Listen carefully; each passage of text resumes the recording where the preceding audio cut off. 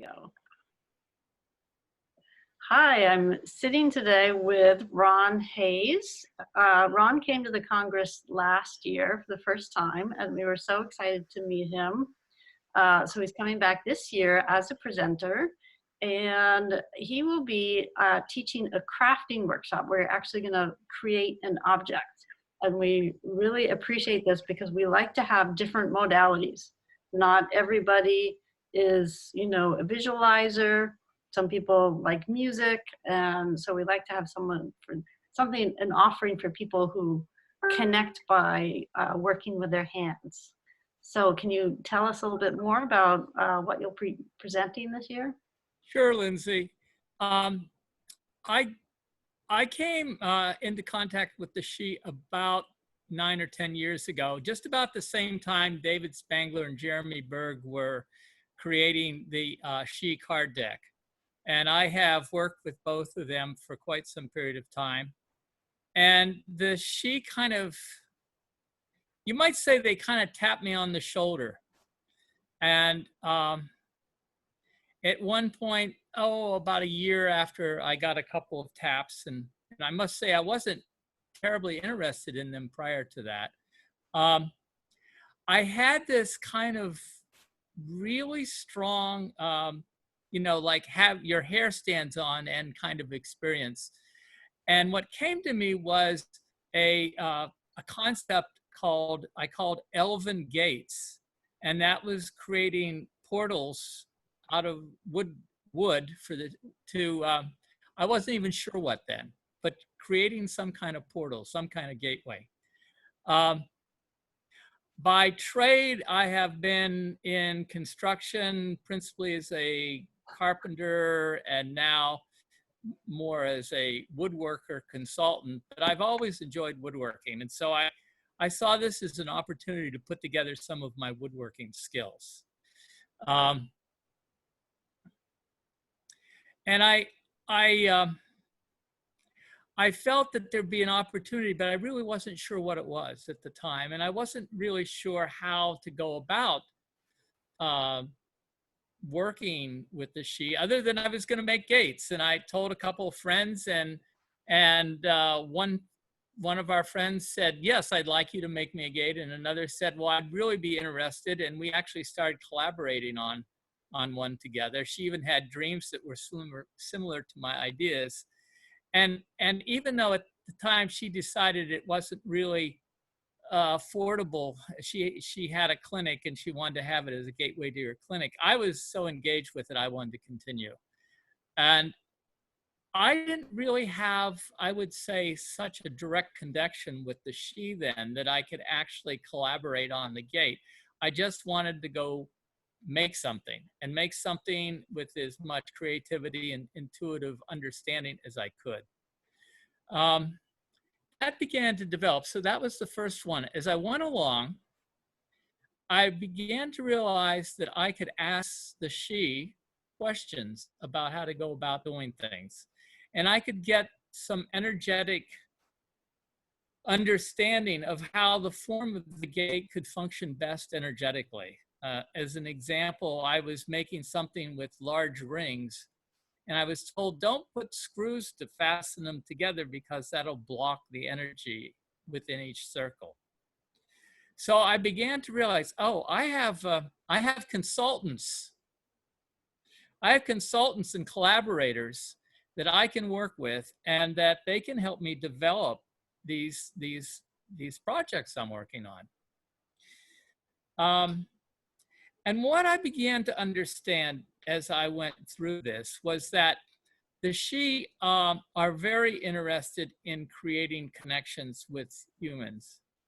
If you've had an opportunity to read David Spangler's Conversations with the She, you'll see the thread that runs throughout that.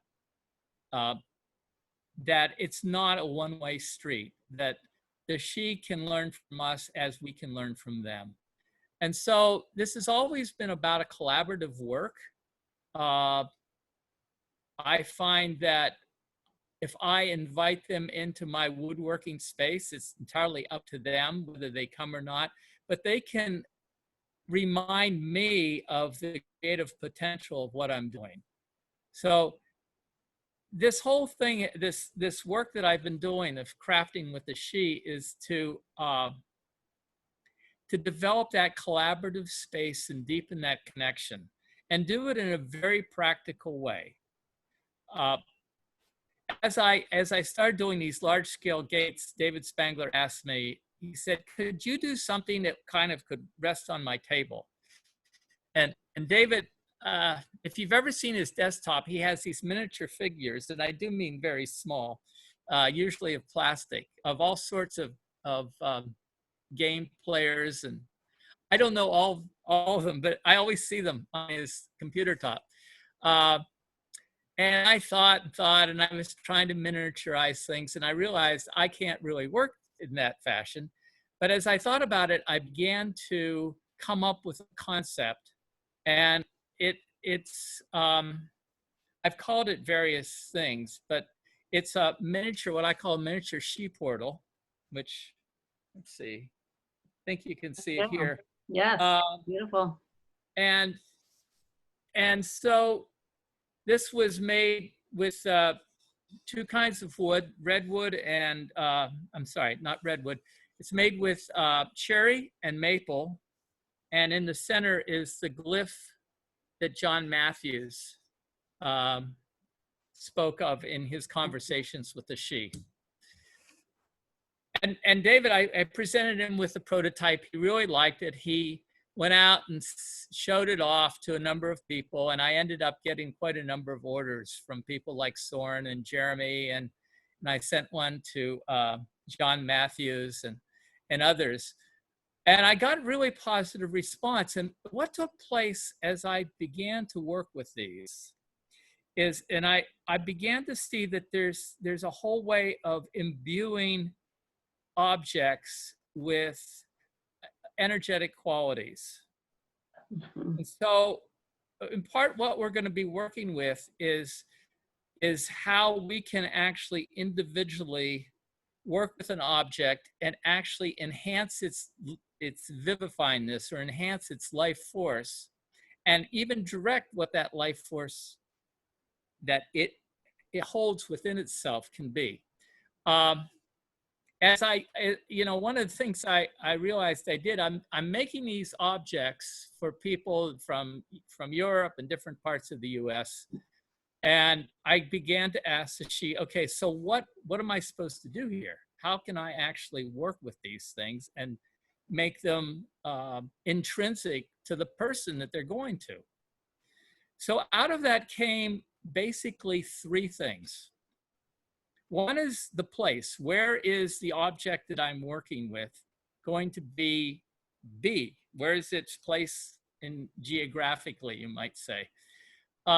Because each place on Earth has its own individual energetic quality. See, we want to connect an object with place. The other thing is, of course, is intention. What is the intention behind this thing? If I'm going to have something residing in my study or in my office or wherever, what intention do I want it to hold? And that could vary considerably. One person wanted to enable their painting. Another person wanted it to enable their connection between clients. That can really vary, really, it's totally an individual thing. So of course it has great diversity. The other thing that I would like, or I've worked with to imbue in the object, is what quality can that object hold for the person? And that could be, a general quality like peacefulness or compassion, or it could be very specific. I want to be able to remember my presence within whenever I'm in this office connecting with a client, So that is what we're actually going to work with. We're going to take objects, and I can mention that a little bit more about that. And we're going to work with these three different aspects. And we're going to do that by actually holding the objects that we've chosen and holding those qualities as we touch. So for me, the hands are really important. This is a very hands-on Mhm. in many ways type of project. Uh,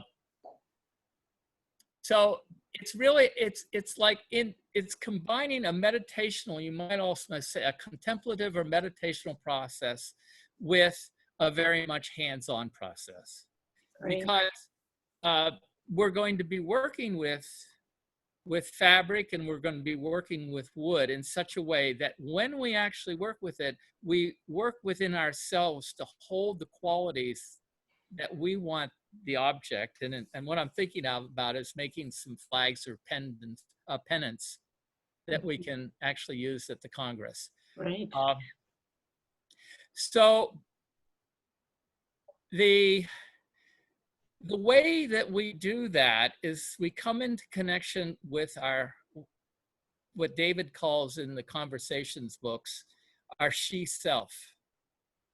That inner part of ourself that has a deeper connection with the world, that can reach out and as David uses the word, the subtle environment surrounding us.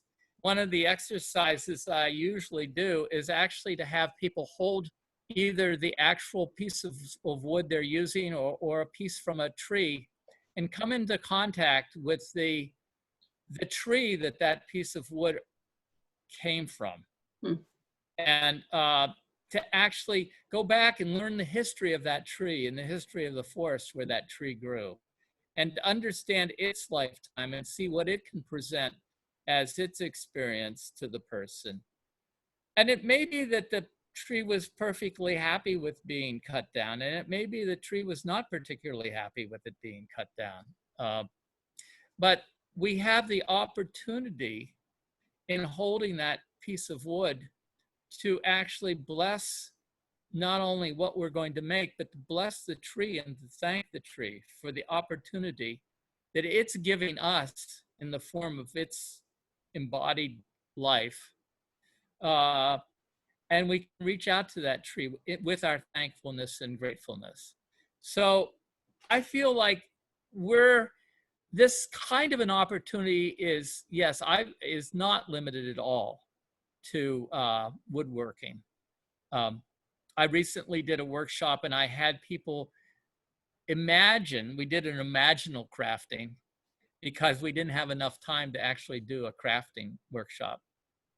But you can choose that in any aspect of your life. It can be very tangible, like baking a cake, or it can be a little bit more abstract, but there has to be some aspect of it that is a physical manifestation.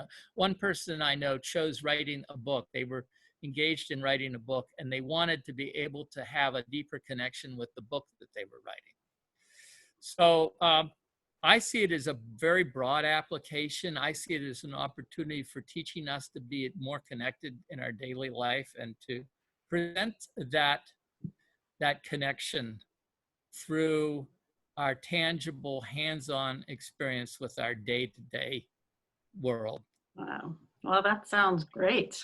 Yeah, it sounds like it's going to be a very rich session with lots to offer. And I know I can say we put you on Friday afternoon so that people will have enough time to finish their objects. Yeah, For that day. I appreciate that, because we really need a couple of hours just to kind of learn the general practice. And then I'm going to try to make it simple enough that it's not going to take hours and hours to build, but we'll have different, we'll have some fabric, and we'll have some wood post, and we'll have maybe some decorative. I got into making things with glitter glue with my grandchildren here a couple of weeks ago, and I haven't quite decided all of that. I'll probably want to talk to the Shemore and get their input on how to go about that. But I'm looking forward to it. Right. Well, great. Well, we are too. Thanks so much for your time, and we look forward to seeing you in June. I'm looking forward. Sounds Okay. great. Thanks.